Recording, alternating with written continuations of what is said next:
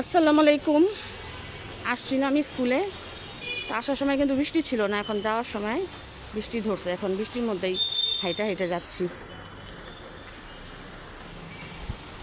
ভালো লাগতেছে হাঁটতে, ঠান্ডা ঠান্ডা লাগতেছে, প্রচুর গরম পড়ছিল।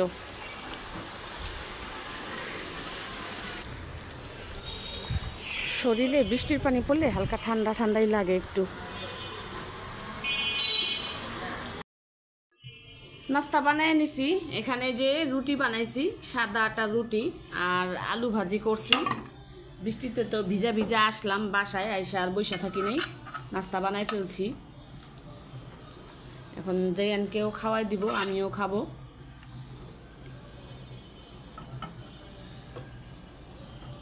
আসো। আর এখানে জায়ানের দাদির বাড়ির আম কাটছি, এই আমগুলি একদম ফরমালিন মুক্ত। এখানে কয়েক গাছের আম আছে। তো আমগুলি এত মজা, খুবই মজা। কাঁচা থাকতে যখন কাঁচা থাকে তখন টক, আবার একটা আছে কাঁচা থাকতেও খুব মিষ্টি, টক মিষ্টি। পাকলে সবই মিষ্টি হয়ে যায়, এত মজার আম। তো জায়ানকে ডাকতেছি, জায়ান শুনতেছে না, ওই যে ঘুরঘুর ঘুরঘুর করতেছে। আসো, এই যে।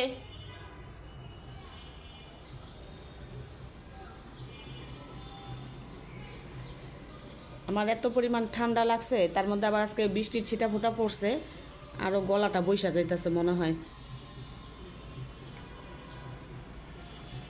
বিসমিল্লাহ। আসো আসো আসো, এই যে রান্না বাড়ার আয়োজন শুরু করে দিলাম। এখানে যে গুঁড়া মাছ আনা হয়েছে, পাঁচমিশালি আছে, এখানে মলা আছে, চান্দা আছে, সাথে কয়েকটা চিংড়ি আছে, পুঁটি আছে। এত সুন্দর তাজা মাছ, মাছগুলি দেখা খুবই লোভ লাগতেছে। তো এই মাছগুলি মাখাই দিব এই যে এই কলমি শাক দিয়া, কলমি শাক দিয়ে এই মলাই মাছগুলি মাখাই দিব, দিলে খুবই ভালো লাগে।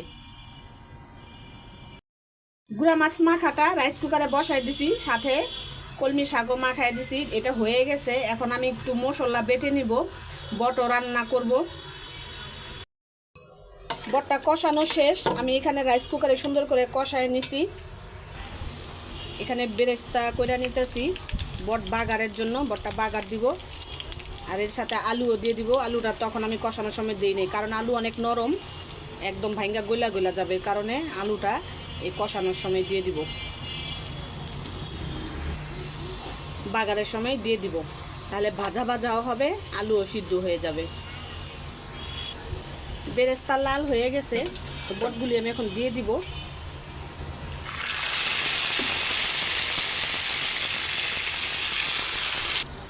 এখন আলুগুলিও দিয়ে দিতেছি।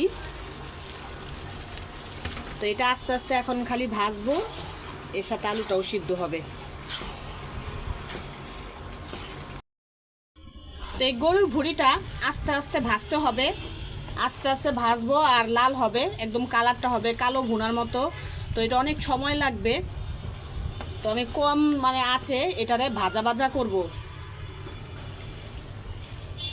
তো আজকের ভিডিওটা আর বেশি বড় করব না। সবাই ভালো থাকবেন, সুস্থ থাকবেন। আল্লাহ হাফেজ।